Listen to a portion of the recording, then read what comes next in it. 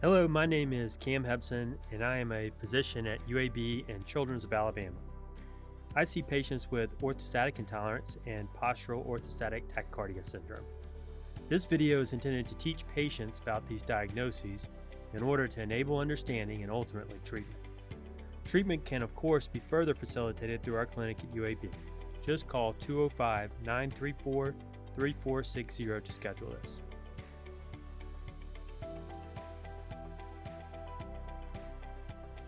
Exercise is fantastic for POTS symptoms, and in fact goes a long way to cure a patient over time. This is because of two body adaptations to exercise that happen to be especially helpful. First, exercise increases muscle tone, especially in the legs. Toned muscles squeeze the venous blood out of your legs more effectively, thus reaching the heart, being pumped up to the head and preventing dizziness. Secondly, exercise increases our blood volume, and lack of exercise makes this worse. This is impactful for POTS patients. When we do not exercise and become deconditioned, our blood volume decreases. Think of this as if we were automobiles and our gas tanks shrink over time to a 5-gallon tank.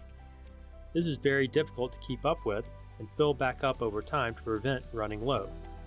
On the other hand, when we exercise often, our gas tank size increases to say 15 gallons. This is much easier to take care of, and our bodies give us much more grace as it is harder for that tank to become low enough to set off alarms.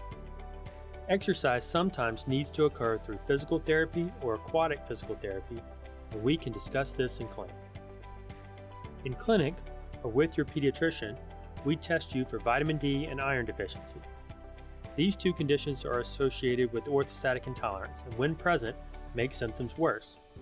Specifically, we test your ferritin and 25 vitamin D level, and if these levels are less than 30 nanograms per milliliter, treatment is warranted and can be done with over-the-counter supplements.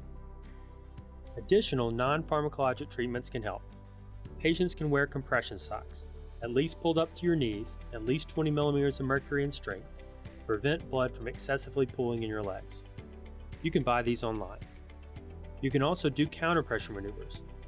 These body maneuvers are ways to effectively push your venous blood out of your pelvis or extremities and back toward the heart, which then pumps it along to the head and alleviates dizziness. When standing, you can cross your legs and flex them tightly to prevent blood from pooling and raise your blood pressure temporarily. You can also bob your legs in place to work your muscles to pump the blood out of your legs. Finally, when you are sitting, you can do the same thing Air Force pilots are trained to do. When they fly a jet, they climb against extra G-force and blood is pushed away from their head, making them dizzy and possibly leading to passing out. To prevent this, pilots learn to clench their pelvic muscles tightly, which pushes the blood back toward the head. You can do this too when you are sitting or standing and feeling dizzy, or preventatively when you are changing positions to ward off dizziness before it sets in. Practice with these maneuvers makes perfect, but they do work. We are now on to medications. Let's start with those that can hurt rather than help. Medications that dry you out, like diuretics and antihistamines, and medications that lower your blood pressure, like some prescribed for headaches or nerve pain, tend to make POTS symptoms worse. Stimulants prescribed for ADHD can be helpful for POTS-related brain fog, but can also be harmful due to the side effect of raising heart rate and drying a patient out. Pluses and minuses of these medications must be weighed carefully, with the help of your pediatrician. We are also happy to help with this in our clinic. Medications such as fludrocortisone that can help with fluid and salt retention, beta blockers that block the effects of adrenaline, and midodrine that prevents blood pooling are all examples. Again, medications can help, but must be utilized on top of a good non-pharmacologic plan. Finally, let's talk about anxiety. Anxiety is not a primary cause of symptoms. Specifically, positional dizziness is not an anxiety symptom as we highlighted earlier. Anxiety does, however, exacerbate the situation. The chemical response of the body to anxiety is to make even more adrenaline, and this adrenaline adds to the fluid status adrenaline with the evident result, way too much adrenaline. So, treating anxiety is important, just like the rest of our plan. Patients benefit from counseling specifically to develop robust coping skills to iron out those bad days that inevitably will come, as none of us can be perfect with a plan. Cognitive behavioral therapy in particular is very helpful for my patients and is part of total recovery.